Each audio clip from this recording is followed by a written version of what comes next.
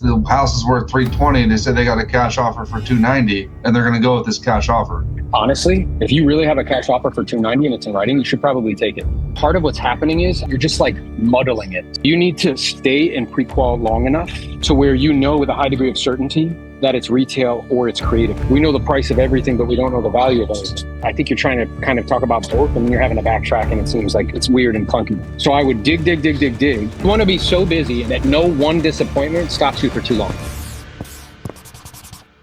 Good. Brent, what do you got? On these motivated seller leads, I'm having a hard time transitioning into a listing retail price. And they're like, but they basically want retail, but they also want a cash offer. Yeah. So and then at the same time, a few of them have had these cash offers that don't make any sense. Like, for instance, the house is worth 320 and they said they got a cash offer for 290 and they're going to go with this cash offer. If somebody says to you, I got a cash offer at 290 and you look at the numbers and you're like, honestly, if you really have a cash offer for 290 and it's in writing, you should probably take it. If anything changes or whatever, like, here's my contact information. Because Jose gave an example where somebody said it to him and then they ended up coming back to him because like they were just blowing smoke. Like they didn't actually have it. You know what I mean? It's more like a negotiating tactic. But if they do have it, like, well, honestly, if you really have that, it sounds like a pretty good deal. You should probably take it. So in order to make the transition, part of what's happening is, I think with a high degree of probability, you're just like muddling it. So what I mean by that is like, you need to stay in pre-qual long enough to where you know with a high degree of certainty that it's retail or it's creative. Because part of what's causing this confusion is you're like picking either one before you know for sure. So I would dig and find out around like motivation, time, decision makers, like all that stuff. If this is actually retail, keeping in mind, most of them will be, probably 90% will be. And if they start to say things to you like, well, yeah, like we just need to get out of here. Okay, well, tell me a little more about that. Something came up and if you don't mind me asking, like what came up? Okay, is it an option for you to not sell the property? If we were able to close in like 2 weeks, would that create a problem for you? You know what I mean? Like you start to like ask these questions to determine, is this actually a distressed seller that needs a cash offer right now? Most of them won't be. But then and only then, once you've determined which one it is, then you pitch. Part of the issue is I think you're trying to kind of talk about both and you're having to backtrack and it seems like it's weird and clunky. Yeah, it's a weird transition. I need more practice on it, 100%. That's all. So I would role play specifically with people like Jack, people like Jose, if you can get into his schedule, people like Abel, like people that are having these conversations all the time. And that's all this is. And by the way, your skills transfer, Brent. It's just a conversation. It's a new conversation you have to get comfortable with. But I promise you, once you do, I know at the beginning, it's like awkward and it's weird, just like anything else. Yeah, it is. Like, because you're so used to like it going a certain way and having complete control and command of the conversation. And this is just a little different. But I promise you, as you stick with it, you'll come to this like flash of the blinding obvious, which is like, oh, this is really just the same thing. I've gone on a couple of appointments. I just have come down with nothing, unfortunately. They ended up with going with the cash offer. It's okay. But here's the deal. You know what that tells us? Like, to me, I'm like, good. A, that tells me there was an opportunity. So I'm swimming in the right, I'm in the right kitchen, right? I'm swimming in the right pool. And B, that also tells me that with conversion, I'll be able to take advantage of it. It's no different when you remember when you start calling probate, you're like, I don't know, I'm not really getting much. Right? And then you got more comfortable, and then boom, you show up to these calls, you're like, yeah, I just took a listing, took another one, right? The exact same thing. Just practice more. Yeah, and find people specifically that are having these conversations. Oh, Dan Misrobian, he spends like $4,000 a month on cash offer leads. So you're role playing with people that are good at this conversation. I won't get discouraged. Thank you. Yeah, don't. In our weakness, we are made strong. It's true. Oh, yes, there is. Not true because I said it. Good. Who else has anything? I do have something. I have been working with someone for almost a year. He's a neighbor. And I told him that my commission was 4%.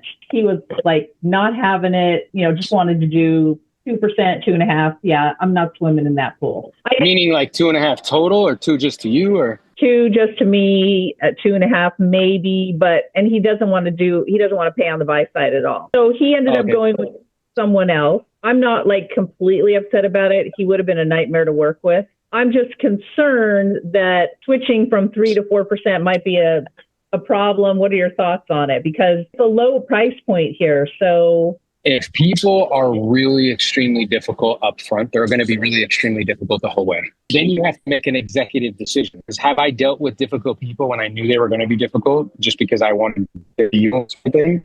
But almost always, invariably, being worth it. Like almost always, because they are difficult with you, they're difficult with your staff, if you have staff, and they're never happy, no matter how much you bend over backwards, right?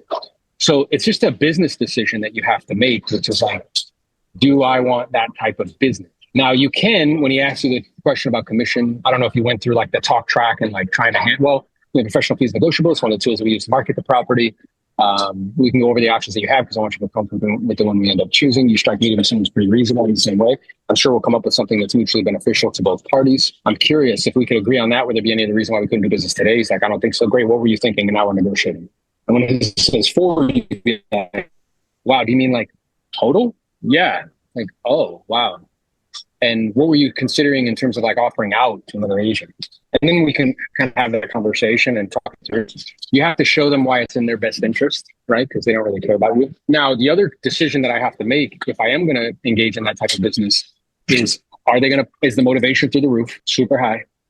Is he going to, because if he's pushing back on this, I promise you he's probably going to push you back on price. And then when it doesn't sell, he'll blame you, right? So that sort of thing. So if I ever did, so out of 150 deals I would do in a year, there might be 20 that were on some adjustable kind of commission. But of those 20, they were all highly motivated, like 9s and 10s. Like, I gotta sell. They also were receptive on price, meaning they were receptive to like position competitively, if need be, make an adjustment, which I would have that conversation with them up front. Like if we see that the marketplace isn't responding in 2 to 3 weeks, at that point, you'd be prepared to make an adjustment. So I would get like clarification around these things before I made that executive decision to proceed and adjust. So like, I would also say to him, like, well, I'm curious, like if somebody came to you and said that, they would do it for X amount, like, would you list with them based on that alone?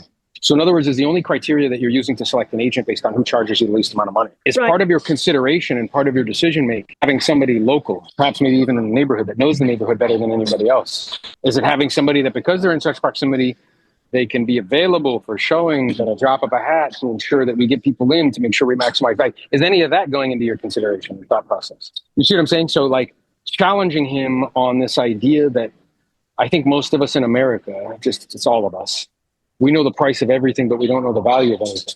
I agree. So having him to try to like justify his thinking and like explain what he's thinking and how it makes sense. Whatever, it's all good. But he hired somebody who doesn't know what they're doing. He's going to bulldoze them probably on the price. It'll sit on the market and it probably won't sell. That's what I'm thinking. I mean, he's had a sign up for a week. It's not even on the market. And I'm just like thinking, dude, you can't have that sign out. We have pretty sure. Yeah, so I think the best thing you could do, which I know is difficult because it's right next door, but the best thing you can do is go find somebody else and then just monitor it. Like if he's on the market a month, see him like, hey, how's it going? You had any offers? Yeah. What's going on?